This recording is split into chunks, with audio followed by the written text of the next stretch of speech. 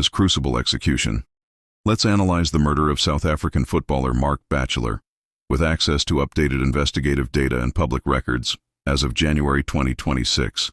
I have reviewed the circumstances surrounding the death of Marc Batchelor, a professional footballer known for his time with clubs like Kaizer Chiefs, Orlando Pirates, and Moroka Swallows. Batchelor was killed on July 15, 2019, in what appears to be a targeted assassination.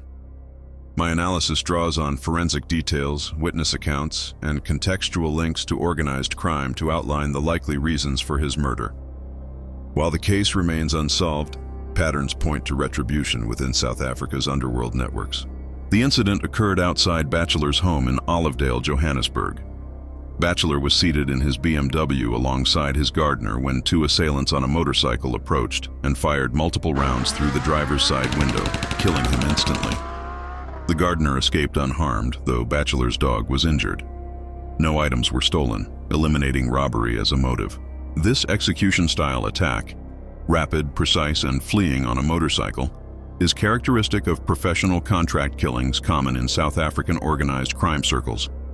The use of motorcycles for quick escapes and the focus solely on Batchelor suggest premeditation and hired expertise, often seen in disputes over high-value illicit activities. Batchelor's post-football life involved high-risk ventures, including debt collection and alleged ties to drug trafficking. Key evidence points to his involvement in the theft of a substantial cocaine shipment, approximately 1 ton, valued at around 1 billion rand, imported from Brazil and the Netherlands through South African ports like Port Elizabeth and Cape Town in late 2018. Batchelor is believed to have collaborated with Serbian national Ivan Đorđević in this operation. Đorđević was assassinated in a similar gangland style in April 2019, just months before Batchelor, reinforcing the theory of retaliatory hits by the original owners or rival syndicates seeking to recover losses or send a message. This motive aligns with broader patterns in South African crime. Drug-related vendettas account for a significant portion of unsolved assassinations, particularly those linking local operators to international cartels. Batchelor's lifestyle reportedly deteriorated after losing his analyst role at SuperSport, pushing him deeper into underworld dealings, including associations with figures like self-confessed hitman Mikey Schultz, linked to the Brett Kebbel murder, and Cape Town underworld boss Nafiz Modak. Modak publicly described Batchelor as a close associate and vowed revenge after the killing, though he has not been charged. These connections exposed Batchelor to rivalries involving extortion, gun trafficking, and gang warfare spanning Cape Town and Gauteng, often intertwined with international elements like Israeli businessmen in diamond and luxury goods schemes.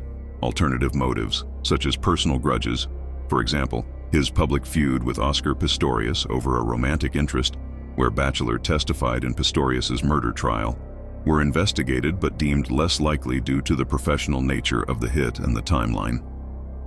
The cocaine theft remains the most substantiated reason, as it directly ties to a chain of similar killings and the high stakes involved.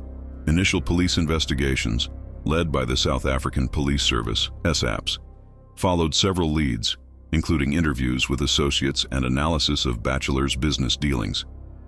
However, as of January 2026, no arrests have been made, and the case is classified as unsolved. Family members, including Batchelor's brother, have expressed frustration over the lack of progress, noting that early momentum faded after media attention waned. This stagnation is typical in mafia-linked cases, where witnesses fear retaliation, evidence is scarce, and corruption or resource limitations hinder probes. The absence of breakthroughs despite specialized teams examining links to Đorđević's murder suggests deep entrenchment in protected networks. Future developments could arise from new forensic technology, informant tips, or broader crackdowns on drug syndicates, but without fresh evidence, closure remains elusive. Marc Batchelor's murder was almost certainly a revenge killing stemming from his alleged role in stealing a 1 billion rand cocaine consignment, exacerbated by his immersion in South Africa's violent underworld.